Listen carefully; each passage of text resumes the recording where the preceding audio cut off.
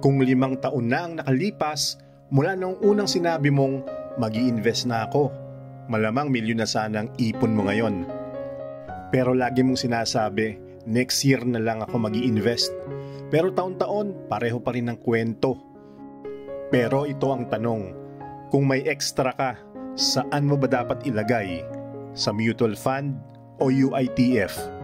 Pareho silang sikat, pero alin ba talaga ang bagay sa goals mo?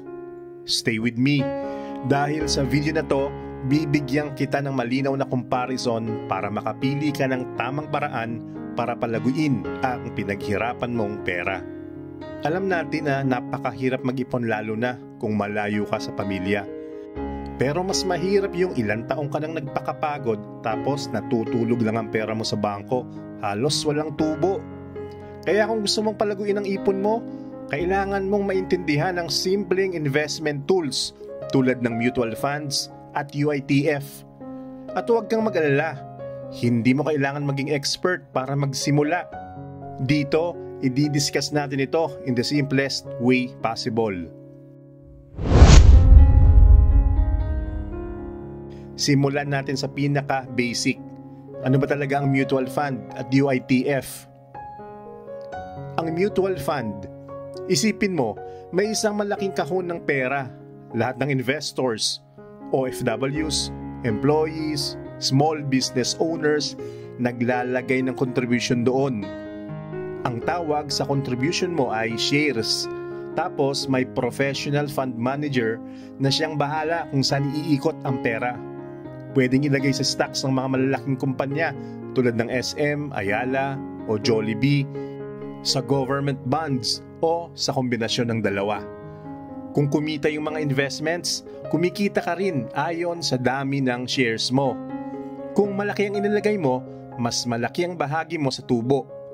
Para itong pakikisosyo sa isang negosyo, pero hindi mo kailangan isipin ng araw-araw na management. Ang UITF naman o Unit Investment Trust Fund, halos pareho ang konsepto pero may isang malaking difference. Ang nag-aalok nito ay mga bangko. Kapag nagbukas ka ng UITF account, bibigyan ka ng units kapalit ng perang nilagay mo. Yung mga units na yon ang magiging parte mo sa pooled fund. Sa mutual fund, parang sumakay ka sa bus na operated ng isang investment company. Ang UITF naman ay para kang sumakay sa bus na pag-aari ng bangko mo. Parehong may driver na expert, parehong may ruta papunta sa pag-grow ng pera mo, pero iba ang kumpanya at minsan iba rin ang bilis at ruta ng biyahe. Para mas simple, isipin mo na pooling of money ito. Parang barkadahan na nag-aambagan para bumili ng isang food cart. Imbis na isa lang ang gagastos ng buo, hati-hati kayo. Ang kita, hati-hati rin. Ganito gumagana ang mutual fund at UITF.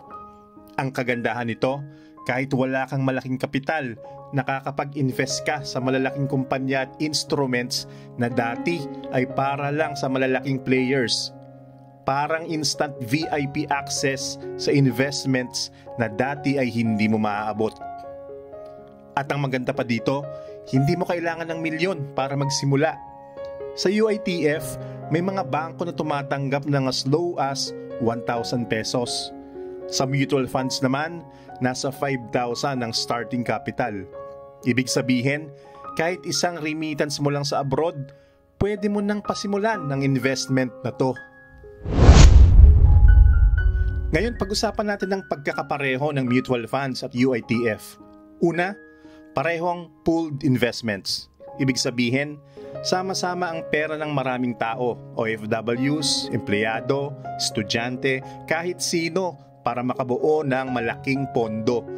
Dahil malaki ang pondong ito, nagkakaroon ng mas maraming options at mas magagandang deals ang fund manager kaysa kung mag-isa ka lang. Pangalawa, parehong minamanage ng professionals. Hindi mo kailangan maging expert sa stock market o sa bonds kasi may mga fund managers na gumagawa ng lahat ng analysis at decision making para sa iyo. Ang trabaho mo lang ay maghulog at bantayan ang progress ng investments mo. Pangatlo, mababa ang barrier to entry. Parehong kayang simulan kahit maliit ang puhunan. Sa UITF, may mga bangko na pwedeng magsimula sa 1,000. Sa mutual funds, nasa 5,000 pataas. Ibig sabihin, kahit isang padala mo lang galing abroad, pwede ka nang pumasok sa investing world. In short, kung gusto mong palaguin ang ipon mo ng hindi masyadong komplikado, parehong magandang first step ang mutual fund at UITF. Parang entry-level investment na madaling intindihin at abot kaya. Ngayon, dito na tayo sa exciting part, ang mga pagkakaiba ng mutual funds at UITF. Dito mo malalaman kung ano ang maswak sa'yo bilang isang OFW. Una, sino ba ang nagmamanage? Sa mutual funds, ang mga investment companies ang nag-ooperate nito tulad ng Sun Life, Philam, Asset Management o Atram. Ibig sabihin, nakatutok talaga sila sa investments kaya minsan mas malawak ang options. Sa UITF, ang mga bangko naman ang may hawak nito. So kung may account ka na sa BDO, Metrobank o Security Bank, madali kang makakapagbukas ng UITF. Simpleng paliwanag, kung mutual fund, para kang nag-i-enroll sa isang private school na talagang focus sa quality ng education. Kung UITF, parang public school na accessible at convenient dahil malapit lang.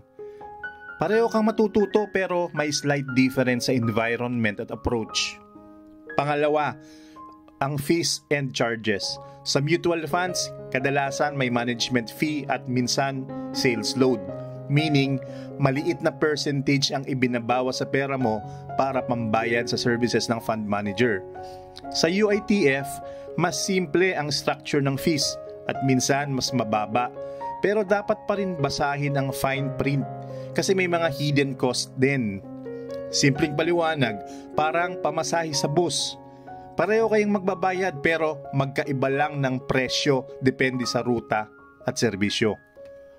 Pangatlo, liquidity. Sa mutual funds, kadalasan kailangan mong maghantay ng 2 to 5 days bago mo makuha ang pera kapag nag-redeem ka.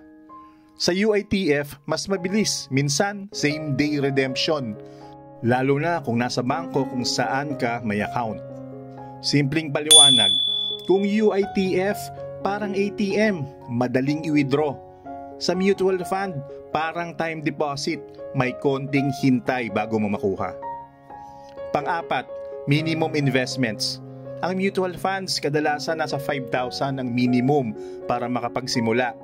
Ang UITF may mga bangko na tumatanggap ng 1,000 lang. Simpleng paliwanag, kung UITF, parang pasok ka kahit piso-piso lang.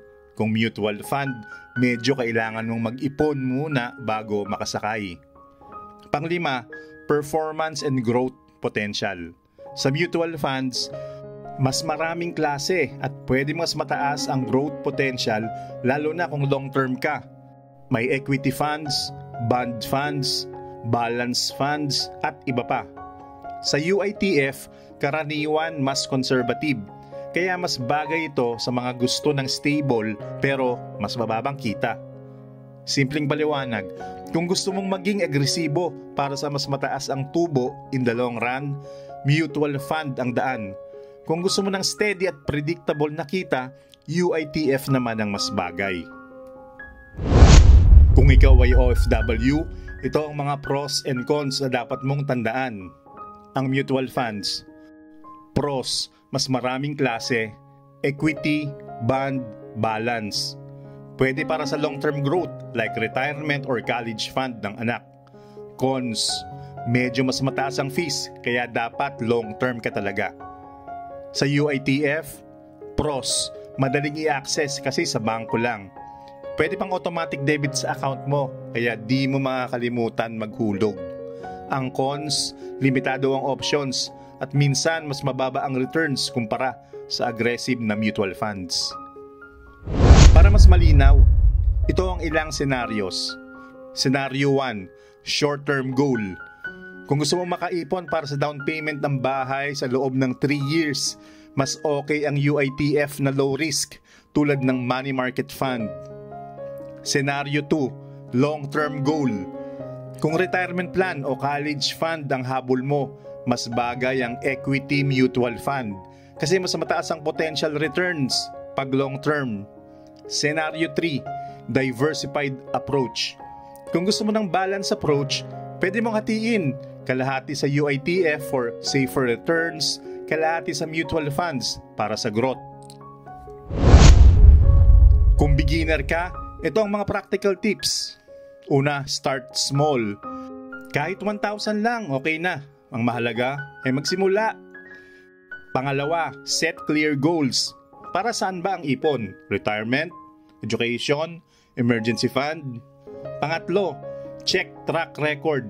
Huwag basta-basta pumasok. Tingnan ang performance history at fees. Pang-apat, automate your savings.